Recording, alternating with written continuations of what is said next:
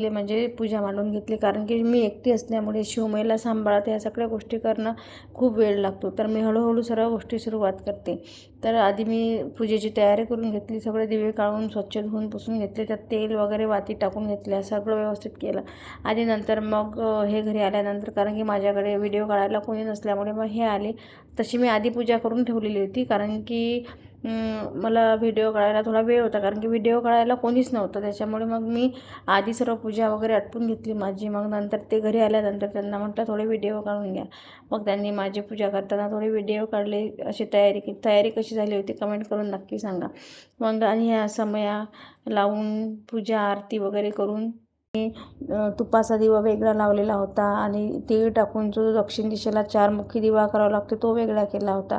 आणि 5 जे कणकीचे दिवे होते शिवमयीला ओवाळण्यासाठी ते 5 वेगळे केलेले होते. अशा प्रकारे एक मातीचा दिवा, म्हणजे आपली पंती जी असते पंतीचा पण घेतलेला, अशा आणि चिनी मातीचा पण होता माझ्याकडे, तर ते चिनी मातीचे पण घेतलेले. असे जेवढेच माझ्या घरात होते तेवढे सगळे दिवे घेतले आणि सगळ्यांची पूजा केली. आणि मला देवाचं करायला फार जास्त आवडते, कारण की काय आहे, ज्याच्यामुळे आपल्याला सगळ्या गोष्टी मिळत आहेत, करतोय, मग त्याच्यासाठी का नाही आपण तेवढा टाईम द्यायचा, तेवढं करायचं. आणि मी ह्या गोष्टीला मानते की इथे तिथे आपण सगळ्या गोष्टी ठिकाणी खर्च करतो, मग देवाच्या ठिकाणी का नाही खर्च करायचा, कारण की तो आपल्याला 1 पटीने नाही तर दुप्पटीने देतो. माझा याच्यावर खूप विश्वास आहे. म्हणून मग मी देवासाठी कधीच कोणती गोष्ट कॉम्प्रोमाइज करत नाही. मला जे घ्यायचं जे करायचं मी ते करतेच. मग काय संध्याकाळी बघा तुळशीबाईजवळ पण दिवा लावून घेतला. नंतर मग तिकडे दक्षिण दिशेला जाऊन हळदी कुंकू वाहून तिकडे दिवा लावून ठेवला, कारण की माझ्या सासूबाई याच्यासाठी. आणि नंतर इकडे ह्या दोघांना औक्षण केलं. तर हा शिवचा जादू आहे, म्हणजे अर्णव, जो की आमच्या बाजूला राहतो. पण शिवमयी जशी त्याच्या घरी हक्काने राहते, खेळते, जेवते, त्याच्या ताटात सर्व काही करते, तसंच मग त्याचा पण हक्क आमच्याकडे आहेच, कारण की शिवमयी त्याला भाऊ मानते. तर मग आम्ही त्याच्यासाठी पण जसं शिवला मी करते तसं त्याला पण करत असते, कारण की शिवला ते कंपल्सरी जसं तिला केलं तसं त्याला पण करावं लागते. तशी काही शिव त्यांच्या घरी हक्काने राहते, जाते, खाते, पिते, काका-काकूंना जीव लावते. ते पण भरपूर जीव लावतात तिला, म्हणूनच ती जाते. कारण लहान मुलांना काय पाहिजे असतं, फक्त प्रेम, बाकी दुसरं काही नाही.